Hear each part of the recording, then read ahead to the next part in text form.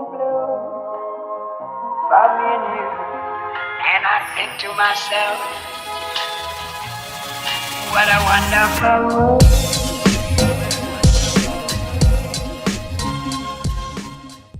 Hi everyone, it's Teacher Lina. How are you? I'm going to be talking about when you want to quit, but not really.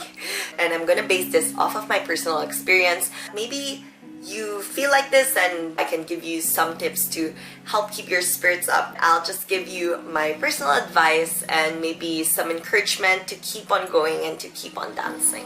First off, let's analyze our feelings. Of course, these feelings of wanting to quit or wanting to stop dancing usually just sparks from inside you. You know, it's something that you just feel. Maybe today is just not the day, or you know, your hormones are acting up. You do have to take note, as a growing dancer, you have different kinds of emotions.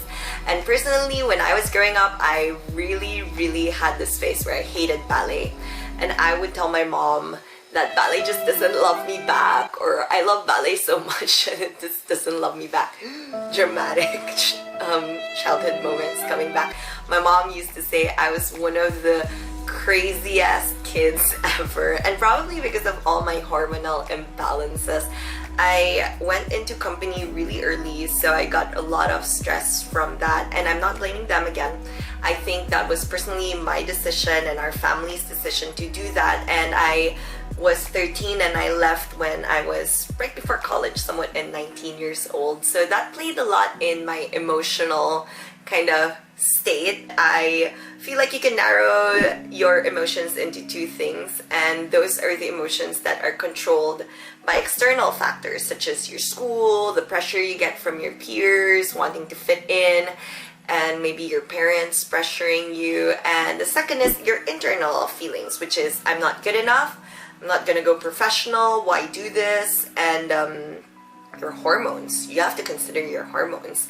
And you might not think it is a factor, because when I was growing up, I'd say, no, I'm not emotional, I'm not like this. But you know, when you're growing up, sometimes you have to learn to hear and to listen to yourself. And the earlier you figure that out, the less silly you're gonna start looking.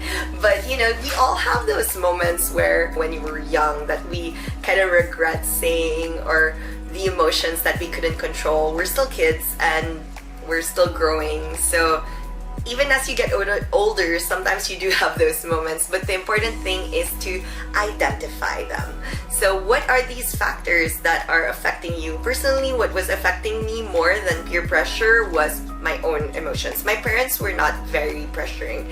They didn't really care that I went to ballet more than I went to school. Honestly, they just enjoyed seeing me do what I like more than, you know, being in school. I never failed a subject and I did pretty okay in school, I would like to think. Well, I passed and I was able to finish 2 degrees on top of that and still dance. And I think that that is something I want to share with you, because it is possible to dance, but I think you have to allot some time for it. So first is you have to really figure out why you want to quit and what sparked these feelings.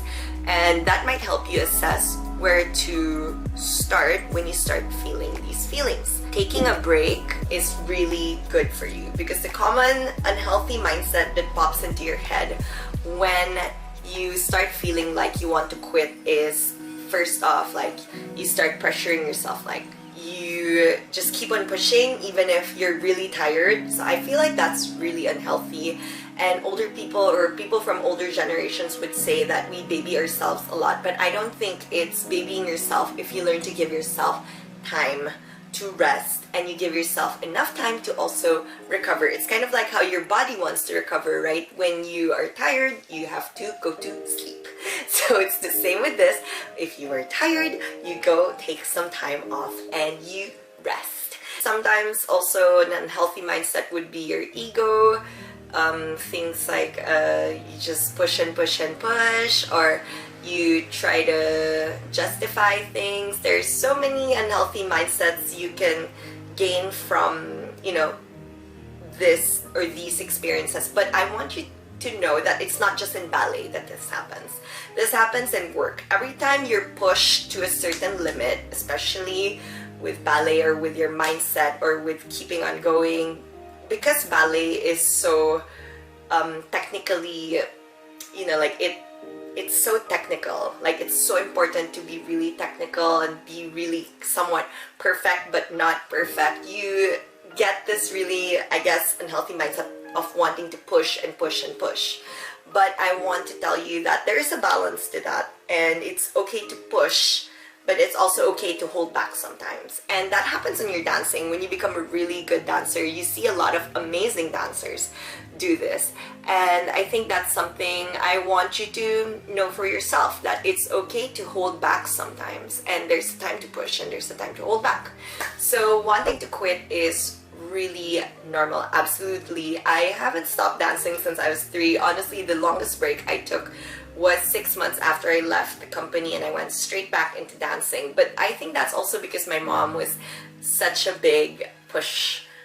She was always like, why you quit dancing? You can't quit dancing. Like, you love it so much, and you know you love it because it's gonna affect you emotionally to stop. You know, like, oh, I miss dancing. And when you're at the studio, you just feel so happy. But when you go home, sometimes you feel so disappointed in yourself. And I know that feeling so well.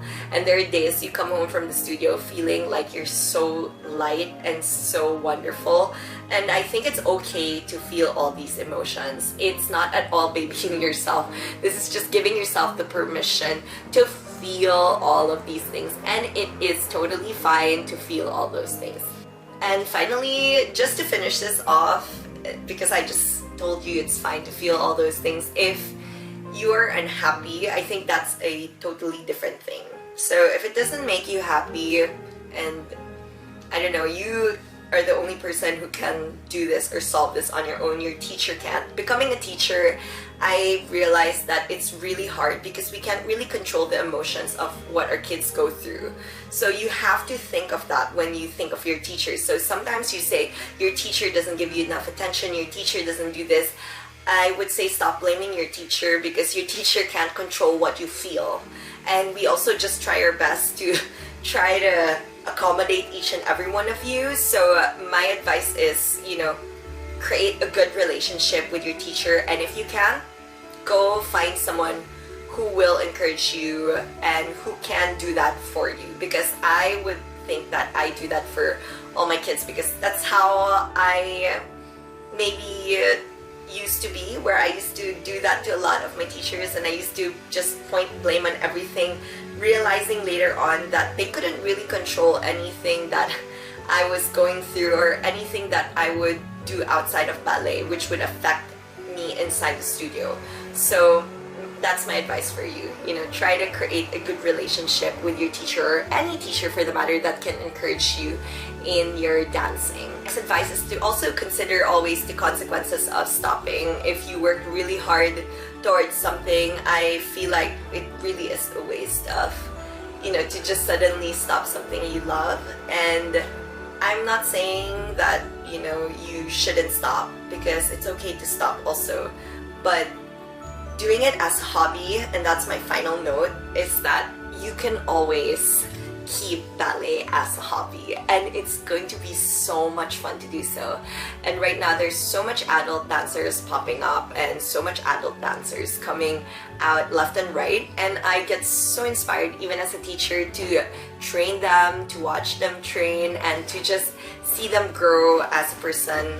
And just a final note, care for yourself as a person, not only as a dancer. So you are a person first and a dancer second. And I have written this or drawn this in my favorite, one of my favorite posters. But it is true, like I never saw it like that. I always saw myself as Lina, only identified as a ballerina. You lose your identity doing that, but as a dancer you need a really strong sense of identity.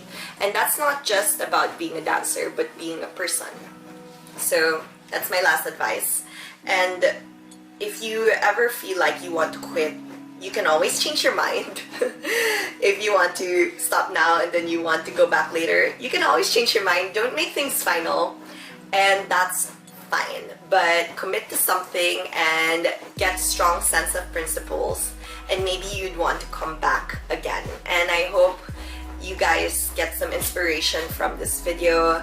As someone who's dealt with up and down emotions myself, and growing up really with crazy mindset and pushing myself over the limit, getting depressed, and eventually coming into dancing or going back into teaching dancing. I hope you learn from this, and I hope you do enjoy this vlog. I'll see you till the next ones. Let us know what else you'd love to hear, and yeah, bye.